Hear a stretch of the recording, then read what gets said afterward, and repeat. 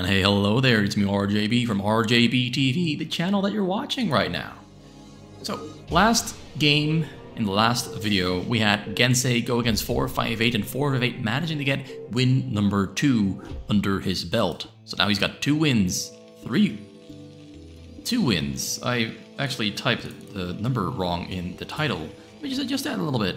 So, fixed. So 2 wins there for 458 here on the White Protoss against Gensay, who managed to win game number 1, but up game number 2 and number 3. So he's been having a little bit of a bad streak so far. He needs to make a comeback really badly. Because if he doesn't win this game, then 458 wins this best of 5. So this could be the final game, but it could also be the second to the final game. We could have one more game after this one. So both players are, starting off with their build orders as usual, and I just realized I forgot to grab a drink. I'm gonna grab a drink real quick while the game plays a little bit, and we're looking at Gensay go for a factory first build order. We'll be back in like 5 to 10 seconds.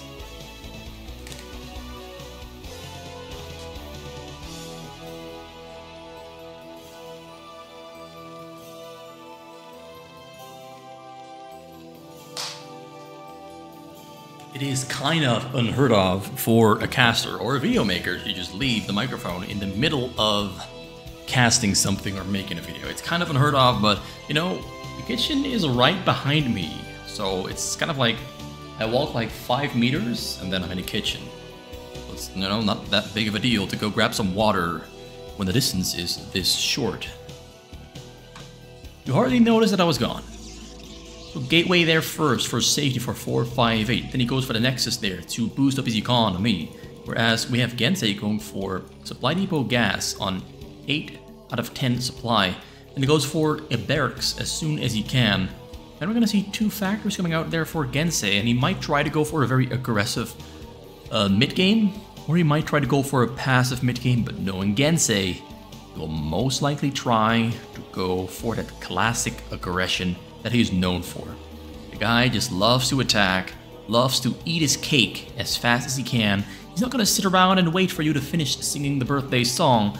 He's gonna start eating that cake while you're still singing the birthday song, and when you're done, it's all gone. That's the kind of guy Gensay is. He is a man with speed on his mind. Patience, no sir.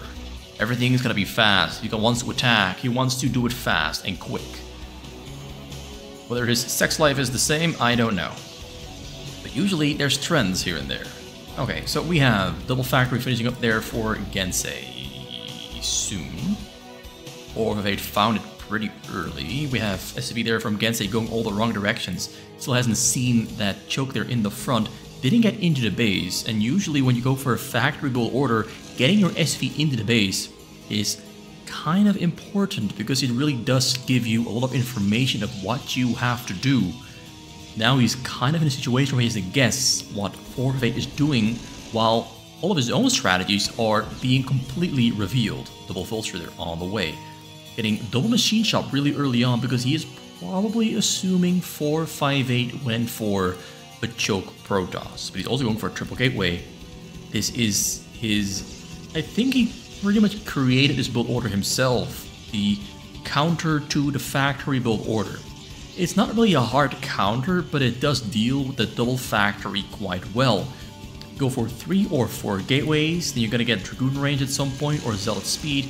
You just make a whole lot of gateway units. That's basically what you're gonna do. When you see the factory build order there from a Terran, you just want to go for the simple gateway strategy. No advanced technology, just go for the Dragoon range, some Dragoons, some Zealots, more Dragoons, and then slowly transition into advanced technology. Because what you need to defend against that factory push is units, not advanced technology. Double vulture there in the middle, double tank there on the way. Siege mode is not yet being researched. It's still just getting mines. He might get siege mode very soon. Getting an armory as well. 1 armory in the bottom. Academy there on the way as well for a scan. He has commander that are on the way. That's a factory number 3. He's doing a little bit of everything. In this situation, I don't know whether Gensay is going for aggression or defensive build order. Because the command center there kind of makes me believe he's playing defensive. The mines in the middle kind of make me believe he's being defensive, not aggressive. You have to push forward there from 458. Mines in the middle are keeping him away. He needs to finish that robo and get observers. It definitely looks like Gensay is going to play defensive here. He gets... oh, what's that in the back? Engineering Bay in the back? Engineering Bay in the back. Measure number 2 finished up. Level 1 attack on the way. Still on triple factory. Doesn't need a wall in the front because you've got mines in the middle that are kind of functioning as a wall that are keeping 458 away. He has to clear the minefield first. So now that 458 has confirmed that Gensay is not playing this very aggressively, I expect 458 to go for a harder double down on the economy that he's going for. So there's a third nexus coming down, some cannons as anti-tank drop. You got a support by there coming in. Cancels a structure. I didn't see what it was, but he cancelled something.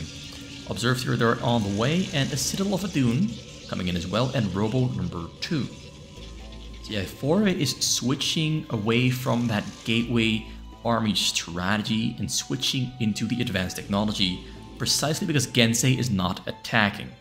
Gensay is going for defense. And because he cannot cross the middle without an observer, he does have an observer on the way, I think. So he might try to cross the middle after he finishes building protection for his probes. He's getting his protection for his probes really early on, because when you go for the fast factory as a Terran, you've got the option to go for a fast starport, to go for a fast tank drop. So first, he's protecting himself against all those possible tank drop options Gensay has, and then he's gonna pull those Dragoons into the middle and clear the mines. Most likely. Not for certain, but most likely what he's gonna do. He didn't build a third command center, so he's kind of just eating this cake a little bit slower than usual, going for a slightly faster economy than the triple command center. He's only doing a double. Vultures making their way into the base, scouting the entire base, killing a probe as well on their way in, but they do die. There's cannons everywhere. As you can see, Dragoons have left this top corner to protect against tank drops, and they're going for a push into the middle to kill those mines and clear out the map, and maybe even kill the mines on the side here to take away side vision to make drops a little bit easier to do. Now Gensay has been skipping out on really building proper frontal defense. You got 2 tanks, about 10 Goliaths, and 2 tanks in the back. This frontal attack might actually hurt something if you went for it, but of course 458 doesn't know that Gensay has only 5 tanks, so he could have done some damage, but he decided to play it safe by just going for map control instead. Both players really are just building up to be big, beefy, and strong as hell. So this section for Stargates right there, section for Gateways. He's adding on what? No, it's a Forge and a Templar's Archive. Level 1 attack is on the way. Shuttle speed might be finished, might not be finished. I have to see this shuttle move around to confirm. He's building a Stargate somewhere else. Oh, right there, there's a proxy Stargate base. We're gonna finish up cleaning out those sides to make sure the shuttle drops are not being seen until they arrive right here. Until they arrive right next to that hill. Command Center number 3, they're on the way. 58 SCVs, double armory rolling. Level 1 attack almost, well, 1 attack is already finished up. Getting EMP as well, and that's a dropship. So he might still try to go for a tank drop, or maybe he's trying to go for a nuke. And I have to wait and see what he's gonna do after he finishes the EMP and builds maybe a covert ops or not. I don't think a nuke is gonna happen though. Probably just gonna get the EMP. Dropship most likely just there to put tanks on the high ground. Not really for tank drops, just to put stuff on the high ground. Like these 2 tanks on the high ground are making this frontal defense so much easier than if you didn't have those. This is gonna be a very big proxy Stargate base. We got the fleet beacon on the way somewhere here back. Right, where's the fleet beacon? Right there at the command center, Nexus. Very odd spot to put the fleet beacon, but you know, as long as you've got space, just throw it down. Doesn't matter where, as long as you've got it. Also, not sure if you guys noticed, I've got a little bit more of an echo because I painted some walls. So now there's not a lot of stuff, like I put towels and some pillows behind my computer against the wall to mitigate some of the sound and reduce the echo, but I had to paint 2 more walls, so now the walls are kind of just bouncing back the sound to the microphone. So hopefully there's not a whole lot of echo going on, and if there is, that's just gonna be too bad, too sad. I'm gonna have to deal with it until the walls are all finished drying up from the painting. And yeah, hopefully that's gonna be okay. I still have to wait another 7 weeks or 6 weeks for curtains, and another 5 weeks for dinner table chairs, kitchen chairs. I'm not sure what you call them in English.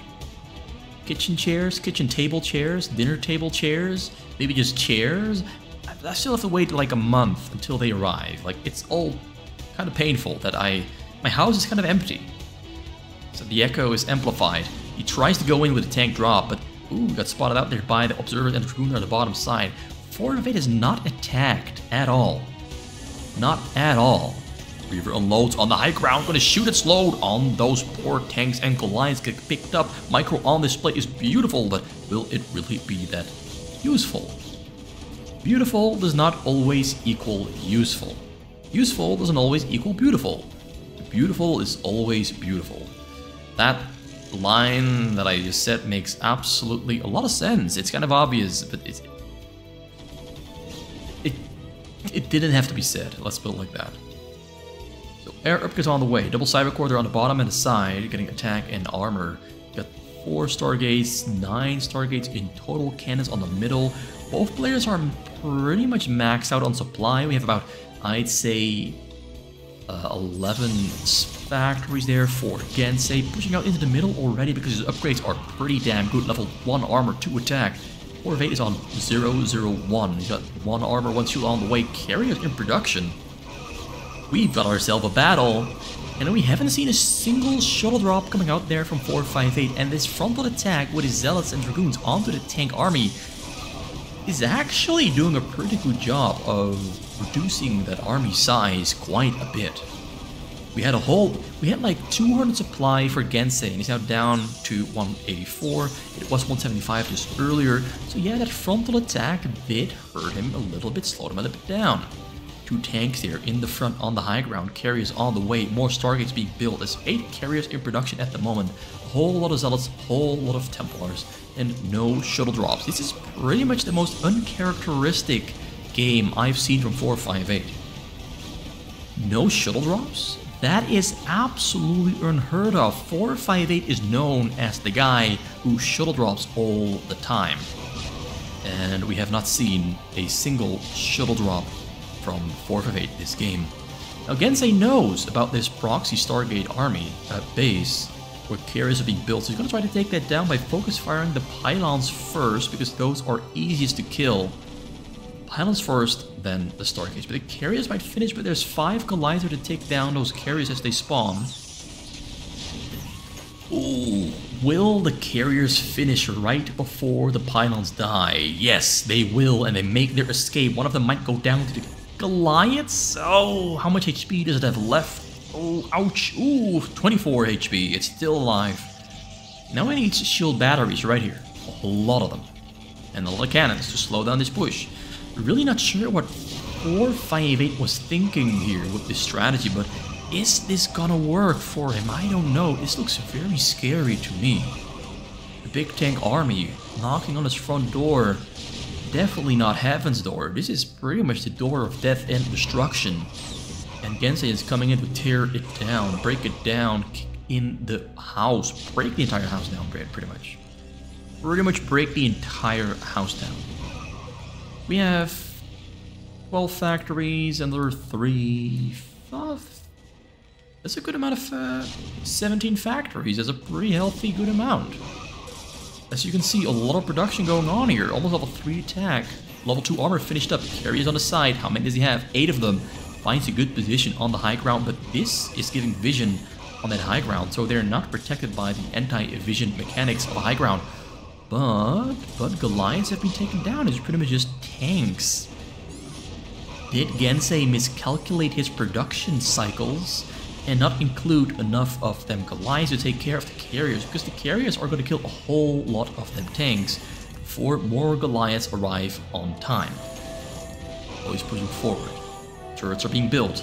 Turrets are great against interceptors. The carrier upgrades at the moment are currently on 1-1-1. 2-2-2, not on the way. Zealots and Dark Templars are being built. Oh, getting on top of the tanks, that's tight. That's really good. Actually, kills every single tank except for one.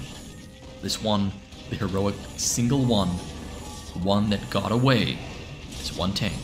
Goliath carrier fighter on the side. Great micro storm to the Goliaths. Goliaths taking heavy damage. A lot of them do go down. There's 7, 8 more there on the seat. Make it 10, make it 12, 13. He's pushing forward, but the Dark Templar and the Zealots are in the mix are target firing the Goliaths. The carriers, though, getting taken down. He's got 6 more alive. 2 of them went down so far. 4 more in production. He's got 4 Stargates in his main base. And I'd say about 20 gateways as well. Well, actually, that's not even 20. That's not even 20. That's like 15, 16 gateways.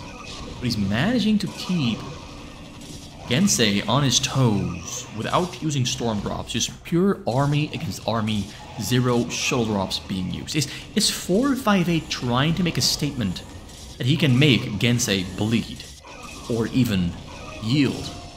Only gateway and Stargate production, no shuttle drops. Just pure straightforward slobber knocking on the middle, just fighting fist to fist, no dirty tricks.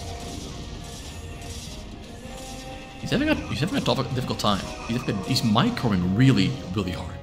Gensay is microing really hard. 458 is kind of playing a little bit laid back. His APM is lower than usual by about 50 to 100. Usually he's on 300 to 350. He's here on 240. He's having a comfortable time. He's having a comfortable time keeping Gensay away. For now. Gensay is struggling with his production. He's losing tanks and Goliaths really fast. And it turns out that maybe his 20 factory production might not be enough, so he's adding on a couple more factories. Big wave of Zealots once again coming out there, pushing into the middle. Tanks retreating. Carriers in the back, providing that air support. There's 8 of them in the air, 3 more on the way for a total of 11. Very soon, 11. I see High Templars and shuttles being made, so there might actually, after all, be a shuttle drop on the menu. There might be a shuttle drop on the menu after all. There it is, 4 shuttles in the course here, flying over the bottom side. Turrets being built in this choke pathway. Goliaths trying to kill the carriers, but the carrier control is on point. Drop there comes in. There's nothing in between, and Gensay is low on minerals. This might just be a disaster. The 18-minute first drop might just catch Gensay so extremely darn off guard that yes, he got stormed to Kingdom Come. 25 kills, and that one has no kills. Kills a couple more there with another storm, kills itself as well. Killed the entire economy, kills a couple more there on the top. There's only 33 SCVs alive for Gensay, and no money coming into the bank. He's got a lot of gas there though. He could theoretically pull all of his SCVs onto the minerals and save the game, save his income. But at the moment, his minerals are below 100. This truly is a worst case scenario. This might just be the most advanced strategy I've seen 458 do. You trick the Terran into a sense of security, a false sense of security, but not going for any shuttle drops at all for 18 minutes, and then 18 minutes in, you throw a shuttle drop onto the economy and pretty much just catch them sleeping, catch them off guard, because they were no longer expecting that shuttle drop, because there hasn't been a shuttle drop for 18 minutes. But that one shuttle drop at 18 minutes might have just saved the game for 458. Gensay is microing to the best of his ability. Tanks in the back have to move forward, but he has to take care of the carriers.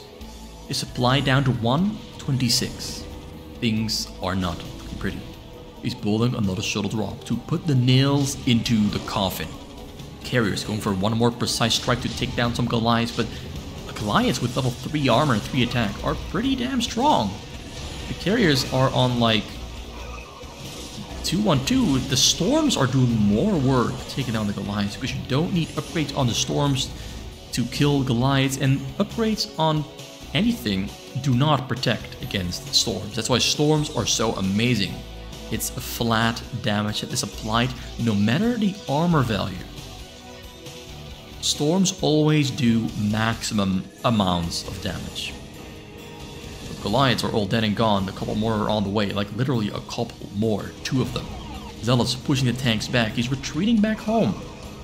Carrier Micro is picking off those retreating units that have nothing to defend themselves with. Goliath is tripping up his allies, killing his own tanks. Oh, this is a very bad situation. Gensay's economy is recovering, but his army definitely is not. More Goliaths entering the middle. Carriers are only going to get stronger and stronger as time goes on, as they get better and better upgrades. But they're now getting target fired. The tanks... Oh, they sieged up next to a Zealot. Not sure if that was the best choice you could make. So Zealot's there pushing back the Goliaths. Another Disruptor on the way in the bottom side. Goes in all the way. Unprotected base. Corsairs taking fire. Shuttle arrives. Triple Templar on the scene. That's 1. That's 2. And that's 3. How many kills does he get? A whole lot of them. 33. That's a GG.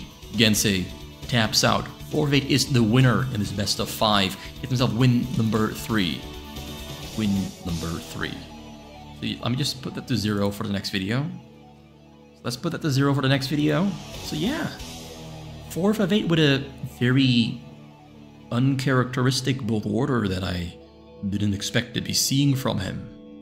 The shoulder ups came after 18 minutes, not before. After 18 minutes of back and forth, heavy punches being thrown, and both of these 2 fighters, he goes for a storm drop 18 minutes in and more or less seals the win, secures the win. Gensay taken out.